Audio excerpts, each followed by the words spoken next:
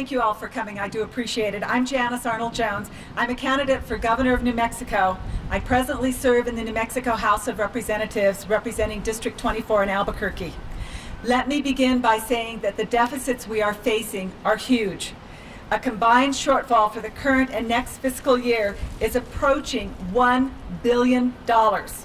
These deficits are most likely going to impact our state for the next several years because they are both structural and cyclical in nature.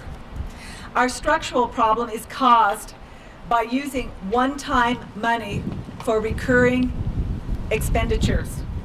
Our cyclical problems stem from the changes in the general economy, such as reduced gross receipts taxes, less money for regular citizens to spend, reductions in oil and gas receipts, reduced personal and corporate income taxes, and rising unemployment because businesses are closing, sometimes forever.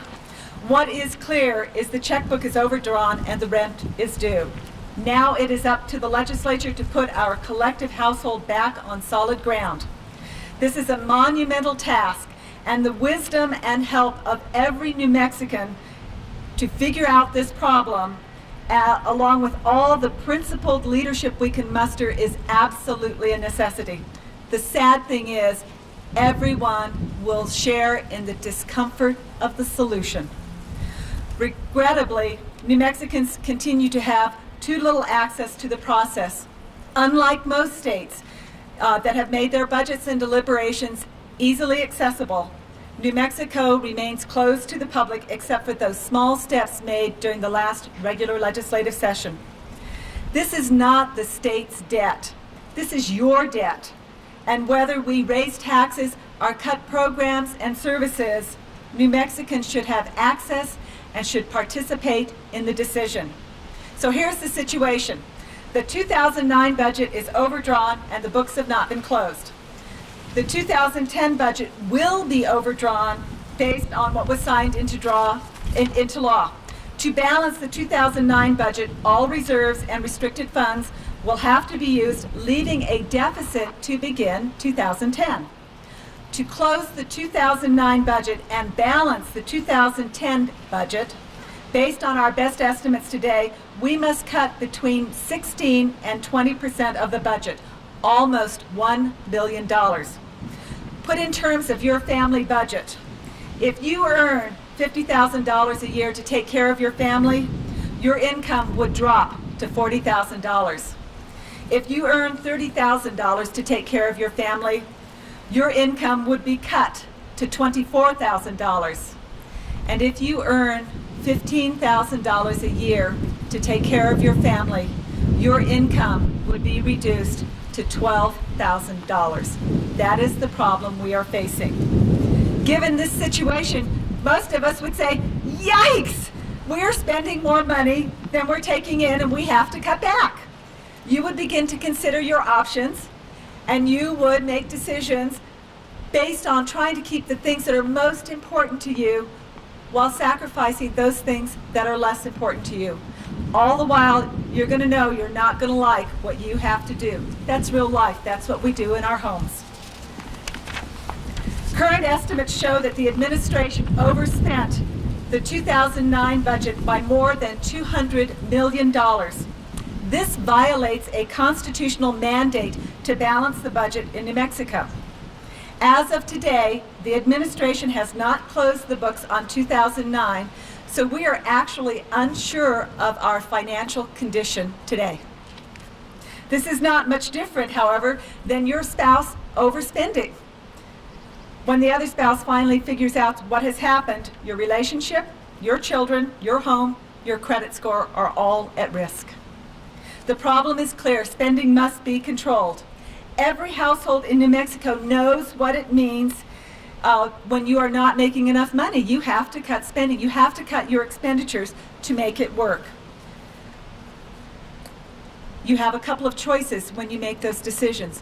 One is to reduce spending. The other is to go find another job, or two, if they are available. The last and least desirable is to live off of your credit cards, kicking the problem down the road, oftentimes ending in bankruptcy court. Most of us find a way to cut spending. The 2010 budget as signed into law, anticipates revenues of about $5.6 billion. The revenue estimate today, that's the money coming in, is hovering at about $4.9 billion. Every household understands when less money is coming in, there can be fewer expenditures. When the money declines, you have to cut. Every business, every home understands this. But I must tell you that starting 2010 in a deficit does not make paying the bills any easier. There's also talk of using federal stimulus dollars to help balance our budget. That's a bit like receiving a really nice gift from your Aunt Susie to pay your heating bill. The problem is you have a heating bill next month, next year, and Aunt Susie may not write you another check next year. It's a one-time gift. Our state budget must have some baselines, just like a household or business budget. At your home, you set aside money to pay your rent, your utility bills, and for money for food and gas. These are the basics. Government cannot exist as a democracy if we forget or ignore the basics. I'm running for governor to emphasize and implement better ways to control spending and to improve the well-being of all New Mexicans. We must budget recurring expenses, not using one-time dollars, but recurring dollars. It's a fundamental. It is a fundamental. We must use quality improvement methodologies to improve worker productivity and processes. We must transform our education system into one that works for the 21st century by eliminating burdensome regulations, expanding the use of technology and distance learning to meet the academic needs of our students, and to match curriculum to the world that they will live in. We must foster a regulatory environment that attracts capital and commerce, so the investment and transformation we make in education for our children is paid off by jobs in our private sector. And last, we must transform economic development efforts to engage and expand small businesses throughout the state of New Mexico.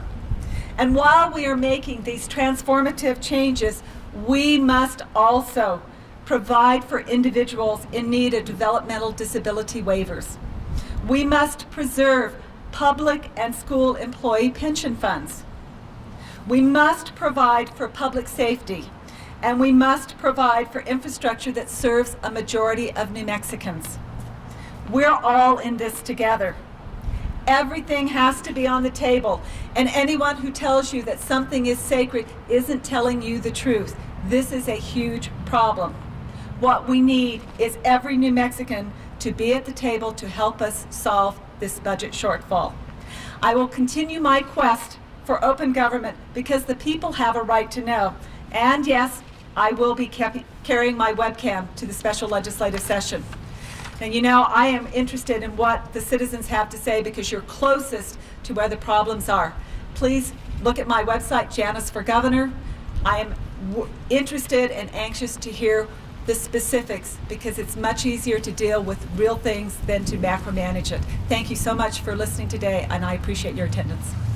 And by the way, I will take questions for anybody who would like to ask questions. Steve, so nice to see you. Thanks. We do have a press packet. Okay, good.